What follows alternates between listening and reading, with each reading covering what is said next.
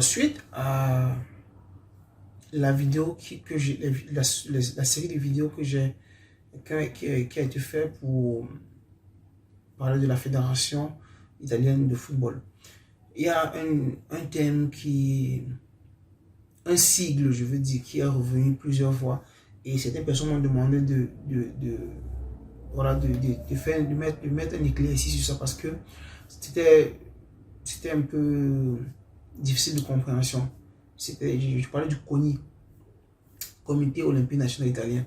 On m'a demandé à plusieurs reprises de parler un peu de ça et je vais faire 2 vidéos pour parler du CONI, pour faire comprendre aux uns aux autres que l'administration du sport fonctionne différemment ailleurs et vu que c'est un domaine qui draine beaucoup de finances, c'est un domaine qui crée beaucoup de conflits parce qu'il y a les finances, il y a les conflits. Je ne sais pas, je ne dis pas que c'est ce qui devrait être fait chez nous, mais je pense qu'on peut s'inspirer de ce qui fait de mieux ailleurs pour pouvoir avancer chez nous. Le CONI, qu'est-ce que c'est? Le CONI, c'est un Comité Olympique National Italien.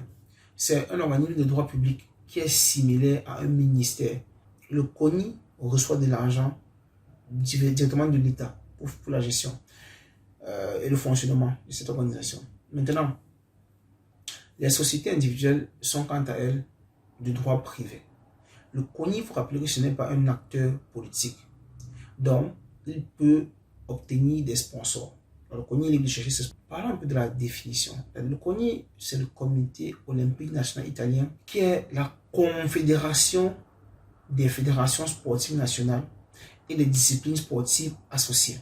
Et c'est régi par un décret législatif du 23 juillet 1982, 19 je pense, est l'autorité de discipline, de régulation et de gestion des activités sportives. L'autorité de discipline et de gestion des activités sportives, considérée comme étant un élément essentiel de la formation physique et morale de l'individu et faisant partie intégrante de l'éducation et de la culture nationale. Donc, le CONI est placé, il faut bien comprendre comment ça fonctionne, est placé sous surveillance de la présidence du Conseil des ministres. Et vous comme étant les fonctions de discipline et de régulation. Le CONI préside, gère, coordonne l'organisation des activités sportives sur le territoire national. Le CONI établit les principes fondamentaux pour la discipline des activités sportives et la protection de la santé des athlètes afin de garantir le déroulement régulier et correct des compétitions et des championnats. Le CONI établit les principes pour promouvoir la pratique sportive dans toutes les tranches d'âge et populations, mettant particulièrement l'accent sur le sport des jeunes, tant pour les personnes normales que en consultation avec le comité italien paralympique pour les personnes handicapées, sous réserve des compétences des régions et des provinces autonomes. Parce que vous savez, en Italie, il y a 20 régions, il y a 2 régions autonomes. Il y a la région de Trento et de Bolzano. Le CONI, dans le cadre de l'organisation sportive, établit les principes contre l'exclusion, les inégalités, le racisme, les discriminations fondées sur la nationalité, le sexe, l'orientation sexuelle et prend et promeut les initiatives appropriées contre toute forme de violence et de discrimination dans le sport. Là, on reste dans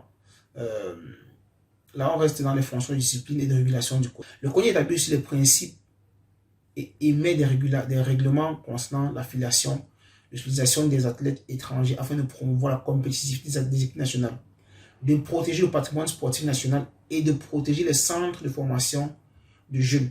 Ensuite, le CONI, dans le cadre de l'organisation sportive, établit les principes pour concilier la dimension économique du sport avec sa dimension populaire, sociale, éducative, culturelle qui est dans le cadre de l'organisation sportive.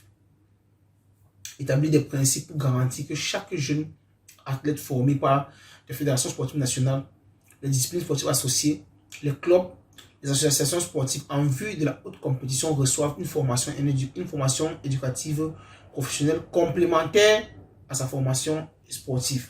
Le CONI établit les principes pour prévenir et réprimer l'utilisation des substances ou des méthodes altérant les performances physiques naturelles des athlètes dans les compétitions, dans les activités compétitives.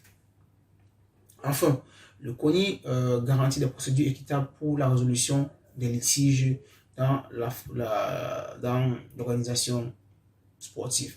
Évoquons maintenant les fonctions de gestion.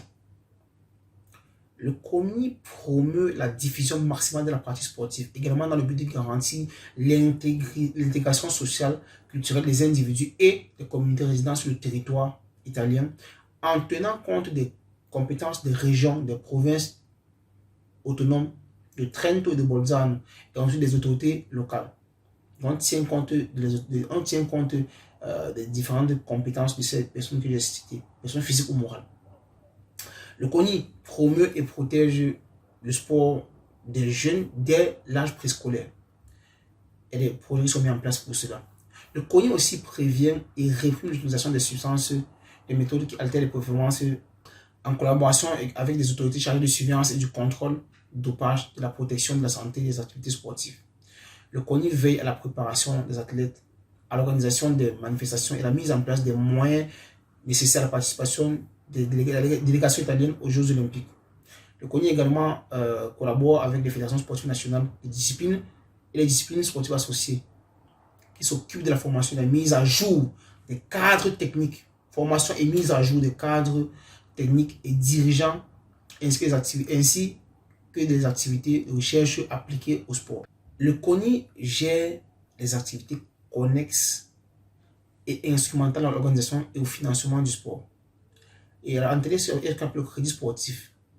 C'est un crédit en fait, qui agit, qui se comporte comme des prêts à des fins sportives. Et ça, c'est du ressort du CONI.